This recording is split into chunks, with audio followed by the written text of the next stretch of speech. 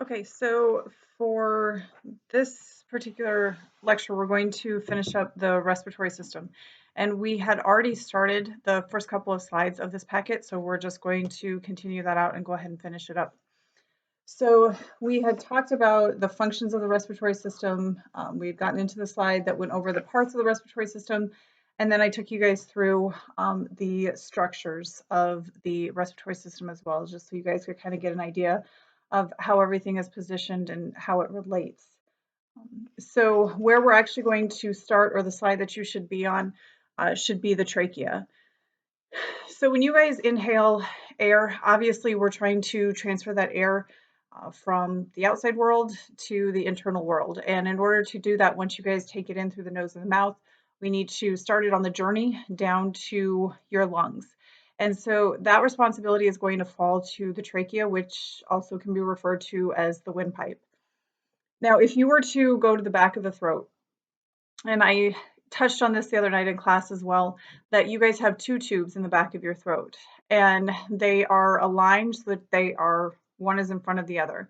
The first tube that you would run across would be the trachea, and then tucked behind that is going to be the esophagus. Now, the reason that I bring this up is because the trachea is designed in a way that it's almost protective for the esophagus. And we have some special design features with the trachea as well. So in looking at the picture that you have on that particular slide, you do have the larynx, which is known as the voice box. And if you look at it, you'll notice that it's got a very large piece of cartilage and it's multiple pieces of cartilage that come together, but you do have that thyroid cartilage that's in there that makes up a good portion of that larynx piece. So as you're starting to move downward, you'd hit that larynx, and then the larynx is going to lead into the beginning of the trachea. Now, I do want to spend just a minute on that larynx because talking about the voice box and that particular region, a lot of times we start talking about Adam's apples, and that is generally associated as being a male feature. And women actually have an Adam's apple as well. Ours is just not usually as pronounced. And this is actually an anatomical feature with men and women. What actually happens is there's two pieces of cartilage that fuse together to make up the larynx. And so early on in development, they are independent of each other. And then with the hormone production that we have in the male and the female, they actually are going to fuse together differently. So in the male, because of testosterone levels, they fuse together at a much sharper angle. They fuse together at about a 90-degree angle. And so when that's sitting in the throat and they fuse together with that sharp angle, it sits out and it's more pronounced and more noticeable in the male. Females not having as high of a testosterone level, when these two pieces fuse together, they actually fuse at about a 120-degree angle.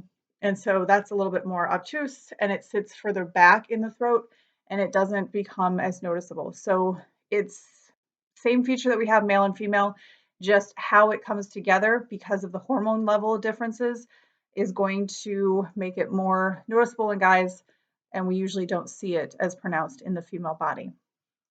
So just a little bit of background on that larynx. As we lead down into the trachea, you'll notice that the trachea has rings around it. And from the front side, you can see those individual rings as you move down the trachea. Those are actually made out of cartilage as well. And the nice thing about cartilage is it provides strength, but at the same time, it also is going to provide for flexibility. So it's a happy medium in places where you need a little bit of structure, but you also need to have some flex. And with this being a respiratory structure, obviously inhaling and exhaling, moving air, that flexibility is a nice advantage to have. And so you'll see a lot of the structures within the respiratory system built out with those pieces of cartilage so that you have that advantage. Now, the reason that we have the rings is because obviously the trachea is going to be transferring air from the nose and the mouth down to the lungs, and you don't want that passageway to be cut off. So if this was just a tube made out of tissue, there would be nothing there that would hold it open. And so those cartilage rings help to hold the trachea open. If you are somebody that sleeps on your stomach at night, you think about the amount of pressure that blankets, pillows, things like that would put on your neck at night. if that was a tube that had no help, just the pressure of your pillow pushing up against your throat would actually close off your trachea, or it would be enough to close off your trachea. Obviously, that's not a good situation. So those cartilage rings help hold open the trachea so that air moves accordingly. But what you can't see from this picture is if you were to look at the back side of the trachea, those cartilage rings only go a portion of the way around the trachea. So you can see them from the front side, but there is no trachea or cartilage ring that goes around the back side. So if you were to look at the trachea from the top, it kind of looks like the letter D.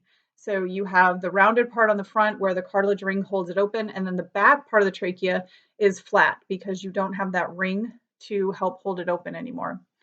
Now, the flat part of the trachea, that is where the esophagus is going to be located. So it's tucked right behind it. And this is, again, nothing in the human body happens by chance. I know you guys have heard me say it a million times, but it's very true.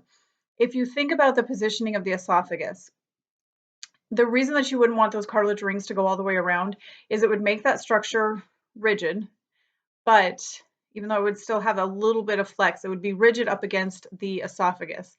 And it would actually push into the esophagus and it would make swallowing food much more difficult. So by having the backside of the trachea not have those cartilage rings, be a little bit more flexible, and the positioning of that esophagus being so close, it just allows those two to work very well together. So trachea is more anterior. The esophagus is going to be more posterior, more to the back of the throat.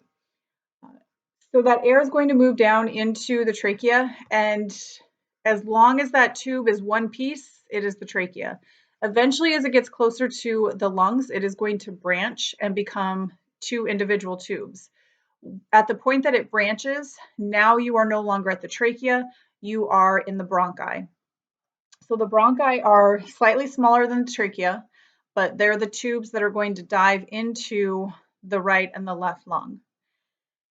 Now with this picture, they kind of indicated it's not the greatest representation of it, but we've already talked about the fact that the left lung is a little bit smaller than the right lung, and that is to accommodate the heart. So the heart slightly has a tilt to the left-hand side.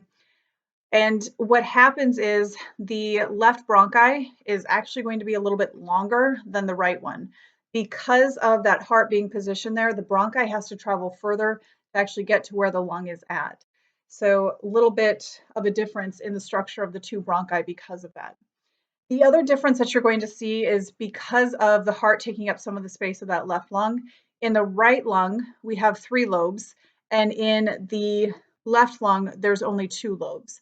The difference that that makes in the structure is as those tubes start to branch and get into the lungs more and more, you'll actually have fewer branches in the left lung because of the fact that there's not as many lobes to serve and to take care of. And we'll get to that a little bit more as we move on. So it talks about the diameter of the trachea. It indicates it's 2.5 centimeters. That's the equivalent to 1 inch. So however you want to look at that. And you're looking at about 12.5 centimeters in length. Now, the trachea is designed to deal with air and air only, and the esophagus is designed to deal with food. And we have that structure, the glottis, which we talked about the epiglottis. And going back to your picture that you guys have before, we have the 2 structures at the back of the throat. And I misspoke just a second ago. You have your uvula, which is going to swing up and cover the opening back into the nose. And then you have the epiglottis, which is going to cover the esophagus and the trachea. Now, likewise, both of those structures are linked to skeletal muscle. And the problem with that is that, as I mentioned in class also, they get confused. If anything interrupts how they're supposed to function, they don't know what to do, and so they don't do anything at all. So just like the other day we were talking about if somebody makes you laugh at the wrong time, that uvula doesn't know what to do and it just stays down, allowing for things to come back out your nose. Likewise, if the epiglottis becomes confused, if you laugh, hiccup, cough, whatever at the wrong time, the epiglottis doesn't do anything, it just stays up and it doesn't cover the trachea, it doesn't cover the esophagus. And that's when you have a situation of things going down the wrong tube, or if you've ever had somebody ask you to go down the wrong pipe. They're telling you that either air went down your esophagus or food went down the trachea. Now, trachea obviously is not designed to deal with food. We're trying to get air to the lungs. There's not supposed to be anything in there. So when that happens and food gets into that airway, the body is designed to cough, and that is in an effort to bring that back up out of the trachea and get it out of the airway. If the food is large enough in size, it can actually become lodged in that trachea, and that cuts off the air supply, obviously, which is not a good situation. So then you have things like the Heimlich, which are designed to put enough pressure below the point of where that blockage is, and then bring that food back up in that manner. But that epiglottis, that is a small piece of tissue that is designed to cover the trachea if you are swallowing food. And if you are taking in air, then that epiglottis would go the other way and it would fold over the esophagus so that the air doesn't go down into your stomach and it goes down into the trachea. Now, with it being attached to skeletal muscle, some people can train it, so to speak, and they can keep it up so that they can take air into their stomach. If anybody has the ability to make themselves belch, that's actually what they're doing. They're preventing that epiglottis from covering the esophagus, pushing the air down into the stomach, and then comes back up in the form of a belch. So if you flip over to where the bronchial tubes are, so we have the bronchi, which are going to branch off of the trachea. They dive down into the lungs. And then once they get into the lungs, they're going to continue to branch, and that allows them to access all the parts of the lung. So many people have this vision of the lung being like a balloon, and it's just this hollow open space. We start talking about air and we put air in the lungs, and for some reason that's just the image that people go to, is this hollow open space. Like I said, much like a balloon, and that's not the case whatsoever. Lungs are tissue all the way through. If you've ever been able to see a cross section of a lung, it's really quite interesting. You can see all the little tubes diving down into the tissue of the lung. And what happens is, just like the other day when we were talking about blood vessels, and you start off with the aorta, which is the largest blood vessel, but then it will branch, and it keeps branching and dividing down in size until it gets to that capillary size where it's the size of a single strand of hair. That is very much what happens with the bronchi into the bronchial tubes. The larger tubes, the further they move into the lung tissue, they continue to branch and break down in size, and that allows them to get into the depths of the lung and really access all parts of the lung to maximize how much air you guys are able to take in. So when we look at the bronchial tubes, these are the smaller divisions that are going into all the individual lobes of the lung. The out picture that you have at the bottom there talks about the alveoli. I'm going to hold on that for right now because that comes up on a later slide and it's a little bit better picture. So if you move over to how the tubes branch. So this picture that's on there, they've taken away all of the lung tissue. So that has been completely removed. In the top center, you can see the trachea coming down one individual tube. Then you can very clearly see where that tube branches into the bronchi. And then as you continue to move to the left, as you continue to move to the right, you can see how those branches continue. They get smaller and smaller, and those are your bronchial tubes getting into all the parts of the lung. And when you look at the number of bronchial tubes that you have here, even with all of that lung tissue removed, you still can see the formation of the lung itself. So just kind of representing exactly how much space they do take in the lung itself. So with the right and left primary bronchi, there is one of each of those. So you have one that's going to go into the right lung, you have another one that's going to go into the left lung. When you get into the secondaries, now this is where we start to see branches that are going to go to the individual lobes of the lung. So because in the right lung you have 3 lobes, you would have 3 of those secondary bronchi, and in the left lung just having 2, you only have 2 branches. And then from there, the numbers start to differentiate a little bit. you have multiple branches that would come off of those 3 secondary bronchi and start diving down deeper. And so not as many in the left lung because you're only stemming off of 2 secondary bronchi. So, and I mentioned this earlier, the number of branches or extensions that you have for each one of those secondary branches, tertiary branches into the intralobular, they start to differentiate more and more just because you're getting increasing a number much faster in the right and you are not increasing quite as much in the left just because you didn't have as many to start with. When you get into the terminal bronchioles and the respiratory bronchioles, by the time you're getting into those, you're in the thousands. And I don't worry too much about putting an exact number to those because, again, this is one of those things where if you look at different resources, you're going to get vastly different numbers. Some textbooks will put it in the range of 4,000, some put it in the range of 6,500. But if you just know that by the time you get to that level of the terminal and the respiratory bronchioles, that you are in the thousands of numbers, you're just fine. So then it talks about the alveolar ducts and the alveolar sacs and then the alveoli themselves. So at the end, if you track those bronchial tubes out to where they actually end, you would find any one of those tubes and find the very end of it. What you can't see in this particular picture is at the end of it, you would have a cluster of what looks like grapes attached to it. And so if you move to the next slide, this is what you would find at the end of those bronchioles. As I mentioned, they kind of look like clusters of grapes. For a majority of the ones that you have on this slide, they are showing you what they look like on the outside. The 3 that you have on the far left of that picture, those are the alveoli themselves.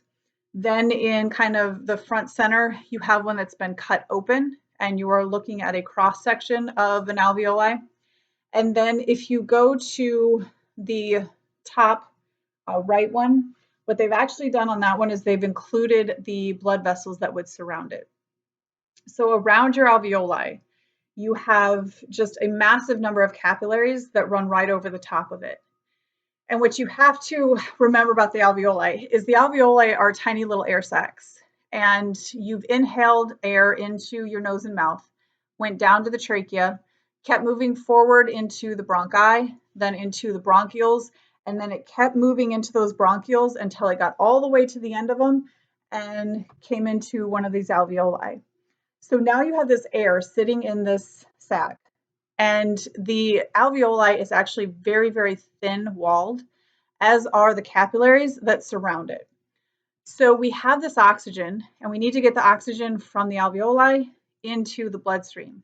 Because they have such thin walls, we can use the simple process of diffusion to get the oxygen from the alveoli, pass it through the wall from the alveoli and through the wall into the capillary. And so it's just a simple process of diffusion, moving it from point A to point B. Now, the one thing that you have to remember about the alveoli is you are born with the number you will have for your entire life. And we are in the massive number in the 300 million range for how many you have in your lungs. And again, I say 300 million, people know that that's a very high number, but when you think about being able to pack that many of a particular item into the space of your lung. So again, the packaging ability of our body to be able to put the amount of something that we need in order to function properly into a very small, compact space is pretty amazing. If you were to take the alveoli out of the body and line them out, like lay them out on a floor, it would be the equivalent of being able to cover the space of a tennis court. And that is packed into your chest cavity between the 2 lungs that you guys have.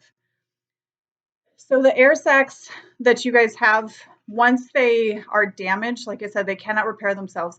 And through normal daily activity, you will break alveoli, but with having the amount that you do, losing a few every day, you can still live a normal life. You would never know any difference. If you participate in activities where you are breaking them at a higher rate than normal, such as smoking, or people that are involved in activities like huffing, You are doing damage to those alveoli. You are breaking them at an abnormally high rate. And over time, your ability to get oxygen into your bloodstream is going to be decreased significantly. So when you hear of people that have emphysema, emphysema is telling you that this person has broken a number of their alveoli to the point that they are no longer diffusing the amount of oxygen they need into their bloodstream. It was very difficult for them to do that. There are other things such as people that live in highly polluted areas. So um, when you have layers of smog that are over cities constantly and just a high amount of pollution, just inhaling that air will also break alveoli at a higher rate than what it would for the average person. And so they see more lung damage and more lung issues for people that live in highly polluted areas. If you flip over to the exchange, now, what this picture is showing you is one alveoli. So we have that cluster of grapes. In this picture, they took just one of those grapes. And you can see around the outside that they ran a capillary. So you can see that around those alveoli, capillaries are right there. There's no space, no room between them. They run very close to each other. Now, going back to the process of diffusion. Diffusion says that things are going to move from an area of high concentration to an area of low concentration. That is the way that things normally like to move. It doesn't take energy. And so when you talk about the amount of air that you are moving in and out of your lungs, your alveoli on a daily basis, it's a good thing that we don't have to use energy to get that to happen. So using diffusion, we know that things are going to move from an area where they are highly concentrated to an area where they are in low concentration. So if you look at that picture and you think about the process, you just inhaled air. And if you think about the composition of air, the percentages, now oxygen is not the highest component of air that we take in, but it is saturated at about 21%. So when you guys inhale the air, 21% of that is going to be oxygen content. So that makes its way down into that alveoli. If you think about the blood, okay, that blood that is running over that or through that capillary, okay, has just been circulating all through the body, dropping off the oxygen content that it had. So by the time it makes its way back to the lungs, its oxygen content has been decreased. It's no longer at that 21%. So it's 21% in the alveoli. It's less than 21% in the capillary. Now, on the flip side of that, when you guys inhale air, the carbon dioxide level is usually 1% or less than that. But as the blood has been traveling through your body, it's been picking up all the carbon dioxide waste from your cells. So in that capillary, the carbon dioxide content is going to be higher. So if you want to mark those numbers in the alveoli and in the blood vessel, please go ahead. Put a 21% for oxygen content in the alveoli and less than 1% for carbon dioxide in the alveoli. And then in that blood vessel, pick a number less than 21% for oxygen and higher than 1% for carbon dioxide. Write those numbers up. You can make those numbers, like I said, as long as it's less than 21% for the oxygen, you're fine. You're doing a good representation. And in that blood vessel, if it is greater than 1% for the carbon dioxide, again, you're representing the numbers correctly. If you go back to what I said about diffusion, things like to move from an area where they are highly concentrated to an area where they are in low concentration. So if oxygen is at 21% in the alveoli, less than 21% in the blood, where is the oxygen going to move? It's moving out of that alveoli into your bloodstream. That is how you get oxygen into your blood, through the simple process of diffusion. Likewise, we want the carbon dioxide out. So now carbon dioxide being greater than 1% in your bloodstream, it is going to move from where it's highly concentrated into where it's low concentration. It moves back into the alveoli. And now when you exhale, you force that carbon dioxide out. So that exchange of gases that happens within our lung structure is all based on diffusion and the basic concept that things like to move from where they're high concentration to where they're low concentration. If you move to the last slide, which talks about the lungs. So the lungs are kind of triangular in shape if you really look at a picture of them. They have soft rounded edges, but for the basic overall shape, they do kind of look like triangles. And sorry, I kind of already went through some of this. It just comes up in conversation. I'm talking about the 3 lobes of the right lung and the 2 lobes of the left lung. And I'm not worried that you know, and they didn't get real creative in the naming of the lobes anyways, but I'm not worried that you know too much about that or that you are able to name the superior, the middle, and the inferior, or any of that, but just so that you can kind of see the location of them, how much of the rib cage actually extends down lower, below the lungs themselves. I know it's not an incredibly dark line, but you can see where those lungs finish off and that you have several ribs that still hang below that. Now, right underneath the lungs, you would have the diaphragm muscle.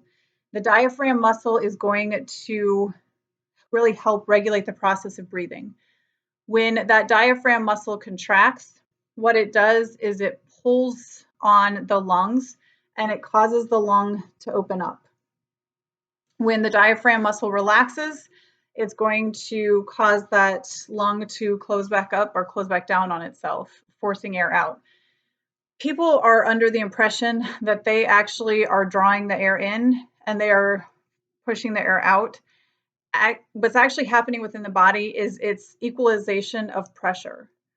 So you guys have atmospheric pressure that is pushing down on your body right now, and the inside of your body is pushing out with the same amount of force. So whatever the atmosphere pushes down on your body with, you guys push back with the same force, and so you don't notice anything.